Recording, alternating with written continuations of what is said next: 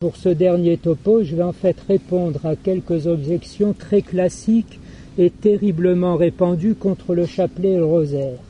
Et ensuite, je vous donnerai concrètement son mode d'emploi. Voilà.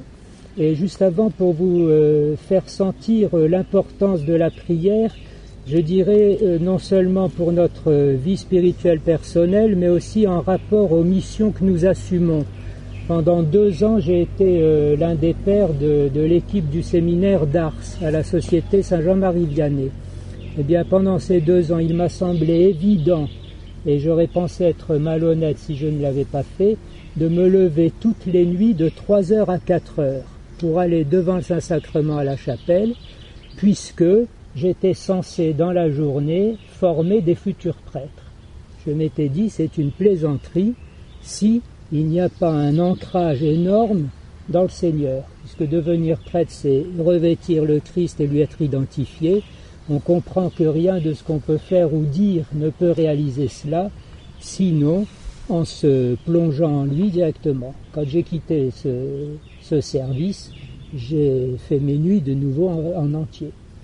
Voilà, c'est juste pour vous dire un peu, il y a une espèce de proportion qu'on doit ressentir. Qui suis-je pour dire un mot à un tout petit qui va grandir, ou bien qui suis-je à un jeune homme qui est en train de donner sa vie au Christ pour lui dire, tu vois, c'est comme ça, c'est pas comme ça, malheureux. Il faut vraiment remettre la vraie proportion. C'est toujours Jésus en personne qui est le berger de toutes ces brebis, et il nous fait l'honneur de nous utiliser à des moments pour intervenir dans son propre service comme bon pasteur, et cela nous amène à la fois une très grande dignité, en même temps une totale humilité que la prière, dans le sens où je l'ai exposé, exprime et permet de vivre parfaitement. Voilà. Donc à partir de là, les objections très courantes contre le rosaire sont: il faut s'adresser au Christ, le Christ doit être au centre de notre prière, ça c'est une prière à la Vierge Marie. On ne s'adresse même pas à Dieu mais à elle, et on ne fait que ça. Il faut prier avec la parole de Dieu, et donc on est un peu hors sujet. Alors c'est des objections que tout le monde a plus ou moins en tête. Pour rajouter une dimension un peu moins théologique, un peu plus psychologique, c'est très lassant, toujours la même chose, à n'en plus finir, donc c'est automatique et c'est pas de la prière. Alors, spontanément, on en vient assez vite à ça, et cela nous masque les évidences énormes qui sont dans le chapelet. Comme avait dit Jean-Paul II dans la lettre apostolique sur le rosaire de la Vierge Marie, celui qui dit son rosaire dans la journée a répété 200 fois « Jésus est béni ». Donc ne disons pas que Jésus n'est pas au centre de la prière du rosaire, puisqu'on le répète 200 fois. Et en plus, quand on récite un « Je vous salue Marie », surtout s'il est en latin, exactement au centre de la prière, il y a « Jesus ». Ça veut dire Jésus en français. Donc c'est bien une prière qui est au cœur du mystère chrétien, et on ne fait que se redire tout le temps « Jésus est béni, Jésus est béni, Jésus est béni », et on le dit avec la force et en prenant appui sur toute la vie chrétienne et la communion que sa mère a eue avec lui. Qui d'entre nous peut s'adresser à Jésus dans une telle intimité? Celui qui dit le chapelet. Il faut s'adresser à Dieu, et puis voilà, les bonnes prières, lesquelles sont-elles? Quand on lit l'Évangile, on voit que quand on a demandé à Jésus « Apprends-nous à prier », Jésus a répondu « Quand vous priez, dites notre Père qui est aux cieux. » Donc je prends mon chapelet, et quand je prie, je dis « Notre Père qui est aux cieux » 5 fois. Donc je dois être exactement dans l'obéissance au Christ. Il faut prier avec la parole de Dieu, c'est un grand apport du Concile, etc.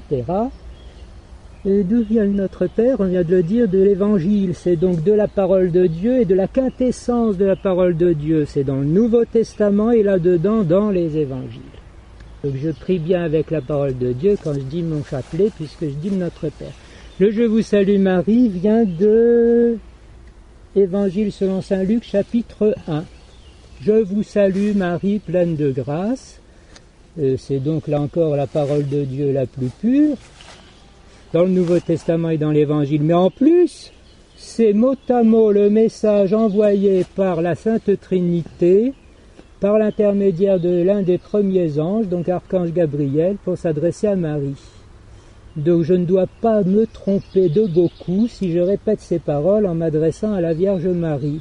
Surtout que, quand je lui dis « Je vous salue Marie », à quoi elle pense elle? Elle se dit « Ah ben il est charmant le tout petit là qui me dit ça ». Mais elle se rappelle la Sainte Trinité qui lui envoie ce message qui a ouvert toute l'histoire du salut, de l'incarnation. Donc vous découvrez à quel point mon petit « Je vous salue Marie » l'atteint avec une force extraordinaire. Et la suite, oui d'accord, bon, tu es bénie entre toutes les femmes, et Jésus, le fruit de ton sein, est béni. C'est la cousine Élisabeth qui a dit à la Vierge Marie dans la Visitation, et en plus l'auteur sacré, car ça aussi c'est de l'Évangile, nous précise Élisabeth, poussée par l'Esprit Saint, s'écria. Donc quand je dis tu es bénie entre toutes les femmes, etc., je suis poussé par l'Esprit Saint. Pour dire ça à Marie, d'ailleurs, qui suis-je pour me dire, tiens, elle est pleine de grâce, elle est bénie. Donc vous voyez comment simplement ces quelques allusions nous montrent qu'on est là bien au-delà de toutes les autres prières qu'on peut faire. Et en plus, il suffit en effet de les rabâcher tranquillement. Le mystère est tellement immense qu'il se déroule, et moi tout petit, j'y suis admis là-dedans, parce que c'est moi qui fais courir mes grains et qui dis les prières. J'ai le petit point de branchement ou d'ancrage sur ce qui s'est passé entre la Sainte Trinité et la Vierge Marie pour nous les hommes et pour notre salut, comme le dit le Je crois en Dieu. Mais enfin, la base de la prière de l'Église, tout de même, c'est les psaumes, vous ne pouvez pas le nier.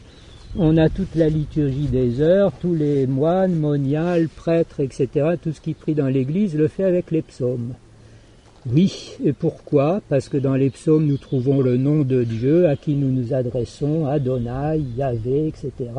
Et surtout, nous y avons les prières qui ont été utilisées par le Christ lui-même et des préfigurations de son mystère, parfois tellement explicites que c'en est saisissant, en particulier dans les psaumes de passion. Ils m'ont percé les mains et les pieds, je peux compter tous mes os, dans ma soif il m'a breuvé de vinaigre, etc. Alors que dans le rosaire, j'ai non pas les préfigurations plus ou moins saisissantes, mais l'affirmation biblique, dogmatique, claire, annonciation, visitation, nativité, etc., agonie, flagellation, et puis jusqu'à la fin. Je ne suis plus dans l'ordre des annonces plus ou moins obscures, mais en pleine lumière, dans l'affirmation et la pleine possession de la foi de toute l'Église, dans le régime du Nouveau Testament. Bien mieux, bien au-delà. Surtout que l'Église, dans sa discipline, on est tenu de réciter la liturgie des heures à partir du moment où on en a pris l'engagement, mais si on en est empêché, on est considéré comme ayant satisfait à son engagement si on dit le rosaire en entier dans la journée. Donc, coucou, voilà. What else, comme ils disent. Donc je pense que vous percevez, voilà. Surtout que, donc là j'ai montré à quel point on est au-delà de toutes les autres prières, en même temps que dans une totale humilité. Je tisse pas ma petite affaire pour ensuite l'expédier vers le haut, je me coule sur l'immensité qui vient à nous. Maintenant je vais montrer à quel point le rosaire est juste en dessous, mais tellement proche de la messe et de l'Eucharistie, que voilà. Ce qui montre l'excellence du rosaire. Parce que le rosaire, en plus de tout ce que j'ai dit, comporte nécessairement une minuscule méditation qui consiste à énumérer purement et simplement le mystère. Donc chaque dizaine, il faut absolument, sinon on perd beaucoup, dire premier mystère joyeux, l'Annonciation. Voilà la méditation, les petits amis. Il faut être très très très futé pour pouvoir méditer comme ça son rosaire. Et ainsi de suite, comme je vous avais dit la dernière fois, on passe en fait tous les mystères du Christ qui sont concentrés dans l'Eucharistie et la messe. Donc vous avez un accès sacramentel infaillible, substantielle au mystère du Christ qu'est l'Eucharistie. Et vous avez un accès marial, spirituel, ça ne veut pas dire oui, un peu vague, ça veut dire dans l'Esprit Saint, qui est à l'origine aussi de l'Eucharistie et même de la constitution de Jésus lui-même. Donc un accès au mystère du Christ par celui qui en a été l'artisan, le Saint-Esprit, et là où Jésus est toujours dans le sein de sa mère. Là au moins il est bien connu, bien adoré, il y est fou de joie, et il aurait pu en rester là, puis il nous y admet, fantastique. Donc voilà, vous avez là quelque chose de très important, surtout que Jean-Paul II a expliqué. Est-ce que vous êtes sensibles à cela, les amis? J'ai fait un petit test la dernière fois, je suis resté très nettement sur ma faim, et vous allez me rassurer maintenant. Êtes-vous conscient que pendant le sacrifice de la messe, vous vous trouvez à la croix, celle d'il y a 2000 ans sur le Golgotha? Croyez-vous, chers amis, qu'au moment où vous avez le corps et le sang du Seigneur séparés sur l'autel, si vous avez la mort de Jésus, il est mort une seule fois, vous êtes donc bien présent à la croix du Golgotha d'il y a 2000 ans. Et Jean-Paul II nous propose, suivant les sensibilités, n'est-ce pas, puisqu'il y a des intelligences qui sont autrement, il y a aussi une façon de comprendre cela autrement, soit nous sommes rendus contemporains de la croix, soit la croix nous est rendue contemporaine. Mais en tout cas, vous n'êtes pas ailleurs. Le prochain qui dit qu'il ne va pas à la messe parce qu'il s'y embête, je lui dis qu'il est bête. Être présent au moment où Jésus meurt sur sa croix, c'est ce que nous permet de vivre la célébration de la messe. Le saint sacrifice de la messe, c'est un seul sacrifice de Jésus.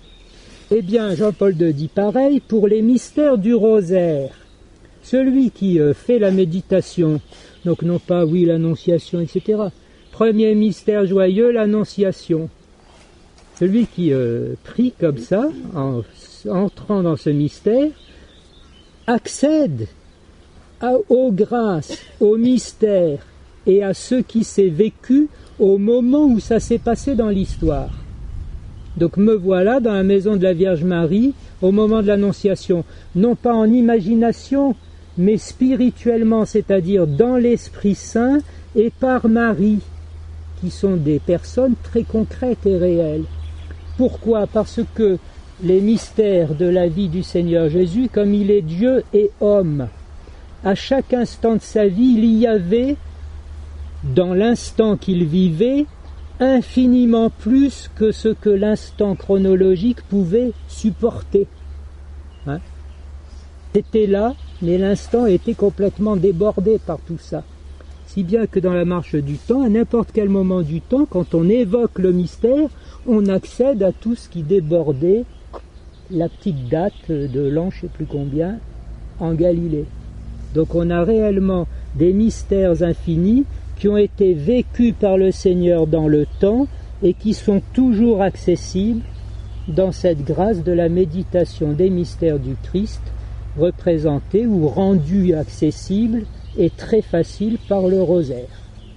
Ça vous va, ou alors là vous voulez dire quand même quelque chose, parce que tout de même... Donc vous vous dites, à chaque fois que j'ai pas dit mon chapelet, mais j'ai été fou, j'aurais pu être à la Visitation, à la Nativité, j'aurais vu les petits moutons, tout ça. Hein?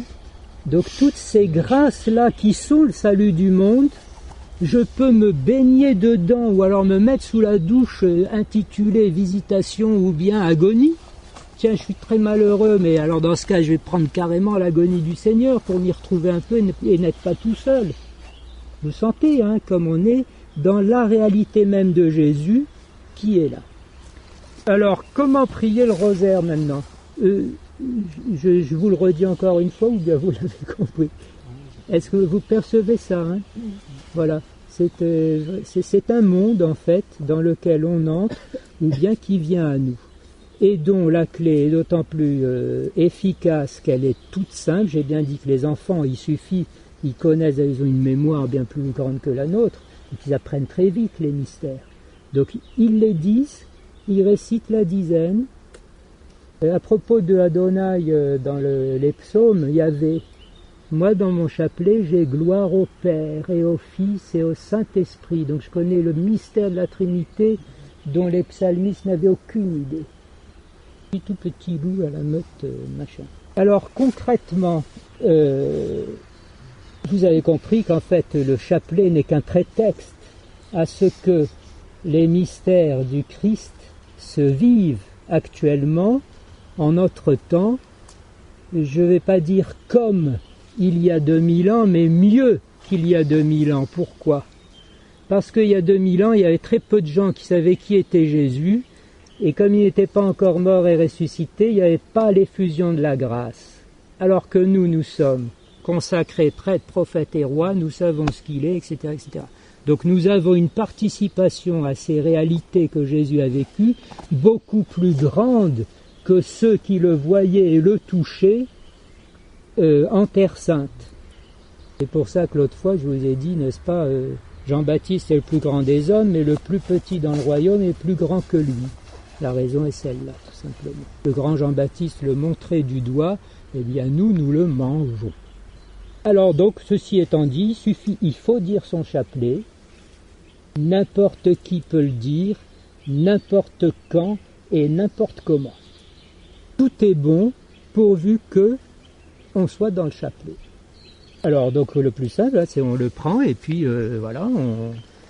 Donc j'ai dit, il est essentiel de dire le mystère. On récite le Notre Père, les 10 Je vous salue Marie, gloire au Père. On ajoute, parce on croit Notre-Dame à Fatima, la petite prière pour les pécheurs et ainsi de suite. Alors il suffit aussi des fois de l'entendre réciter et de s'associer pieusement pour avoir dit son chapelet. Donc c'est même pas la peine de pouvoir encore parler quand on est sur son lit d'hôpital. Quand vous êtes là au chevet d'un mourant, vous ne savez pas trop quoi dire ou quoi faire, au lieu de bavarder sur bon alors qu'est-ce qu'on fera pour l'enterrement, dites le chapelet, ça permettra à la dame ou le monsieur de le dire aussi.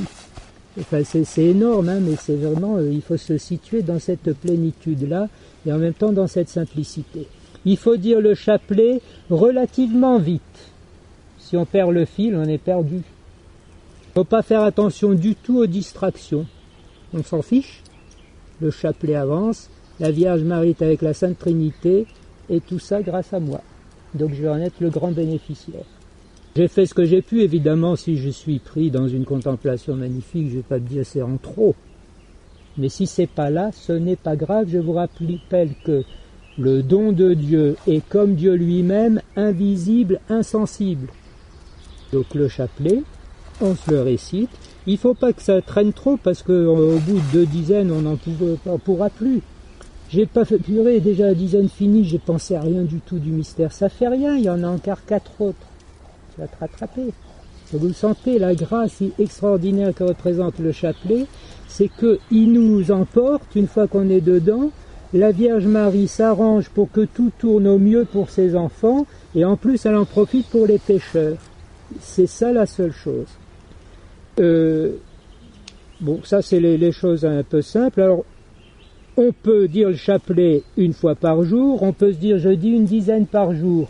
C'est plus dur de ne pas perdre le fil parce qu'au bout de 3 jours, j'en suis au quel mystère déjà. Vous pouvez, si vous voulez, dire votre rosaire en disant je vous salue chaque jour. Ça va vous prendre presque une année. Enfin bon, une demi-année. Et d'accord, moi à mon avis, c'est plus dur que de dire son rosaire 1 fois par jour. Parce que là, au moins, arriver le soir, c'est fait. Alors que là, se dire, je vais dire mon rosaire, eh ben, les filles, bien, je vous salue chaque jour, puis pourquoi pas. Donc le rosaire est toujours lui-même en tout partout. Alors, il y a même des confréries du chapelet qui sont du chapelet quotidien, du chapelet hebdomadaire, du chapelet du rosaire quotidien, ou alors de l'étaler dans le temps comme vous voulez. Le tout étant de permettre à la Vierge Marie d'être encore là avec son Fils Jésus pour le monde contemporain. C'est vraiment un lieu de présence et d'action du salut exactement analogue et comparable à celui de l'Eucharistie, mais accessible à tous et surtout aux tout petits, qui malgré les objections des grands esprits, croient et du coup vivent le salut. Ça c'est pour la façon de le dire, donc ça va assez vite, hein, Notre Père qui est aux cieux, etc. Si on peut, il faut privilégier de le dire à plusieurs et non pas tout seul. Pourquoi ? Parce que Jésus dit dans l'Évangile, là où 2 ou 3 sont réunis en son nom, je suis au milieu d'eux. Donc grâce au chapelet, on a cette sorte de sacramentalité de la présence de Jésus.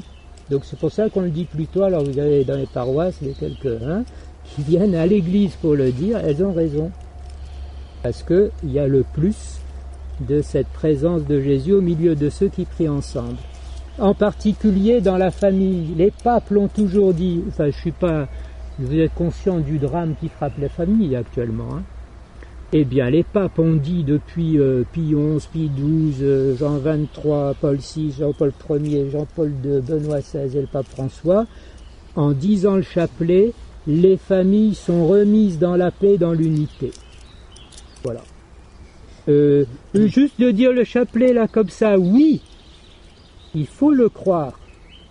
C'est pas au bout du premier chapelet que tout va être réglé, mais au bout de quelques semaines ou quelques mois, venez m'en reparler. Il faut vraiment se dire, nous avons l'orgueil fou alors que nous sommes perdus, de ne pas prendre en main les outils accessibles aux derniers des derniers qui nous donneront infiniment plus que tous nous pouvons demander ou imaginer. J'ai dit, donc je n'insiste pas sur l'heure des temps qui est au plus tragique, n'est-ce pas? Eh bien, qu'on ne prenne pas les armes qui nous sont données. Et j'en viens maintenant à ce qui fait que le chapelet n'est pas du tout répétitif, mais se renouvelle si profondément que grâce à lui, nous nourrissons absolument toute notre vie chrétienne. Que normalement, avec peine, on fait par plusieurs gros chapitres ou démarches dans l'Église, et avec peu de fruits, est fait automatiquement par le rosaire. Grâce à ces méthodes proposées par Saint Louis-Marie Grignon de Montfort, qu'on ne saurait trop recommander, et on verra ça au CEP2, enfin si je suis réembauché. Ces méthodes consistent à mettre chacun des mystères du rosaire avec quelque chose de très important dans la foi chrétienne. Alors, il y a 3 méthodes et demie, il en a quelques autres, mais c'est celle que moi j'ai retenue comme étant le plus facile à intégrer. Au début, il faut prendre le papier que je pourrais vous envoyer sur simple demande et gratuitement, à condition que vous disiez « je vous salue pour moi ». Je ne vais pas tout à fait désintéressé. Donc, une première méthode, c'est la plus simple, donc j'en donne 4. La première, la plus simple, basique, ne la méprisons pas. Peut-être qu'elle rapportera le plus parce qu'elle est la plus simple et la plus humble. J'énonce le mystère sans ajouter aucun commentaire ni rien, je récite les trucs. Deuxième méthode, beaucoup plus extraordinaire, qui est assez connue. Je vais mettre en rapport chaque mystère avec une qualité qu'il me faut acquérir dans ma vie chrétienne ou un défaut qu'il me faut éviter. Donc ça sera, si vous voulez, une méthode qui va réciter son rosaire de façon un peu spirituelle au sens moral. Je vais demander au Seigneur qu'à travers ma prière du chapelet, c'est moi qui vais progresser, être transformé. Donc premier mystère, l'annonciation, joyeux l'annonciation. Alors vous entendez souvent, fruit du mystère, l'humilité. Pourquoi l'humilité? Parce que je suis l'humble servante au moment de l'annonciation, donc d'accord, que je grandisse en humilité. Donc tarara, tout le mystère. Deuxième mystère joyeux, la visitation. Alors dans cette méthode où je demande des grâces pour ma vie spirituelle, ça va être la charité inventive. Pourquoi? Parce que la Vierge Marie, on nous dit, dès qu'elle a su que la vieille cousine était enceinte, elle s'est dit, oulala, la pauvre, il faut que j'aille l'aider. Et donc on nous dit, elle est partie en hâte vers là-bas. La nativité. Alors évidemment, c'est la joie dans la pauvreté. La pauvre crèche, le foin et tout ça, la paille. Bon, non seulement d'avoir une âme de pauvre, mais en plus d'être heureux, d'être comme ça. Ça vient peu à peu, à force de chapelet, c'est fou. Il n'y a pas besoin de faire aucun effort, on est peu à peu transformé. Comment se fait ça? Parce que, je vous rappelle que Jésus-Christ lui-même a été façonné par le Saint-Esprit dans le sein de la Vierge Marie, qui ensuite a eu le privilège avec Saint Joseph de l'éduquer. Donc je suis là à me plonger dans le mystère où ça s'est fait pour Jésus, demandant que ça se fasse pour moi aussi. Et donc la Vierge Marie, moi aussi, me forme comme elle a fait du frère aîné. Elle s'occupe des autres frères maintenant. Donc vous voyez, c'est elle-même qui nous façonne à l'image du Christ, comme elle a fait le Christ lui-même. Or, quel est l'idéal de la sainteté pour le chrétien? C'est d'être comme le Christ. Identifié à lui, ah non, je ne peux pas. Ben oui, bien sûr, tu peux pas, mais la Vierge Marie va te le faire, tu vas voir. Donc vous sentez la puissance du chapelet. Donc là, c'est aujourd'hui, je vais dire cette méthode où je demande des grâces pour ma vie spirituelle. Puis un autre jour, surtout comme il avait dit, il faut se centrer sur Dieu et non pas sur soi-même, je vais prendre la troisième méthode. Alors celle-là, elle met en rapport un mystère du rosaire avec, tenez-vous bien, une qualité essentielle de Dieu. Donc ça nous montre très très haut. Dieu est Dieu et il a un certain nombre de qualités essentielles. L'éternité, la sagesse, etc. Donc, on va mettre en lien chaque mystère du Christ avec une qualité essentielle de Dieu. Pourquoi? Parce que le Christ est Dieu et en plus il est venu pour révéler le Père. Donc, en effet, en creusant un mystère du Christ dans le rosaire, on doit trouver au fond quelque chose de la divinité même. Premier mystère joyeux, l'Annonciation. Et nous contemplons dans ce mystère la charité infinie de Dieu. Pourquoi? Le rapport, il est donné par Saint Jean. Qu'est-ce qu'on est en plein dans l'Écriture sainte, en fait, dans la parole de Dieu. Dieu a tant aimé le monde qu'il a envoyé son Fils. Donc l'Annonciation en rapport avec la charité infinie de Dieu. La Visitation, deuxième mystère joyeux, la majesté divine. J'en parle comme ça, en faisant un peu pompeux. Je ne sais pas ce que c'est la majesté divine, mais la Vierge Marie, oui. Et elle va me découler la majesté divine pendant que je vais réciter mon chapelet, après avoir énoncé ma méditation, la Visitation, et je contemple la majesté divine. Pourquoi cette majesté divine à l'occasion de ce mystère? Parce que la Vierge Marie avait déjà Jésus dans son sein et l'emmenait vers Élisabeth. Bon. Exactement comme l'arche d'alliance dans l'ancienne alliance. Donc marquant la présence de Dieu, suivait le peuple dans le camp, et puis au désert, jusqu'à être installé dans le temple. Donc là nous avons une sorte de parallèle qui nous permet de voir Dieu se déplaçant au milieu de nous, Sa Majesté. Troisième mystère, la nativité. Alors hier, avec mes qualités de vie spirituelle, j'avais insisté sur la pauvreté dans ce mystère, la joie dans la pauvreté. Là, qu'est-ce que je trouve au fond comme qualité divine? Les richesses infinies de Dieu. Effectivement, saint Paul nous dit, en lui habite corporellement toute la plénitude de la divinité. Donc devant le tout petit à la crèche, on est devant toute la plénitude de la divinité dans un petit corps, et ainsi de suite.